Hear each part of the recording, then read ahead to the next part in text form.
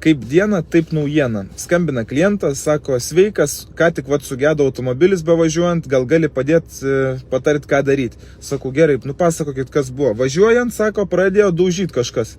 Sakau, tai gal greičiausiai pavarų dėžė. Sako, gal. Sako, ir įmetęs į skydelį klaidą. Sakau, nufotkink, atsiųsk man, parodė, kas ten yra. Atsiunčia, taip, pavarų dėžė avariniam režime. Ten yra Volkswagen Tauranas, 15 metų, 2 litrai dizelis automatas. Dar kaip mes jį pirkom, aš atsimenu, kad jam buvo gedimas barškantis smagratis ir būtinai reikėjo pakeisti pavarų dėžėj tepalus.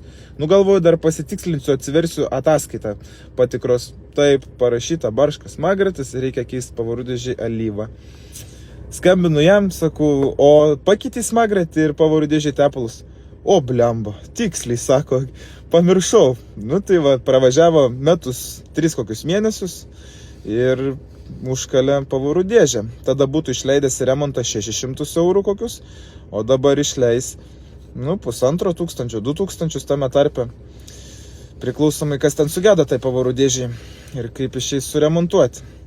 Tai žmonės, neignoruokit einamų remontų, pasigilinkit apie juos, ar tikrai žinot, kad viskas yra atlikta jūsų automobilį ir jie žymiai mažiau šansų, kad suges. Ir aš pats kartais pamirštu, bet, už klaidas turim atsakyti vienaip ar kitaip. Tai ką, rekomenduosim servizą, susiremontuo žmogelis, bet gaila, kai kartais gaunas minusas. Tiek žinių, darykim aptarnavimus automobiliam. Iki.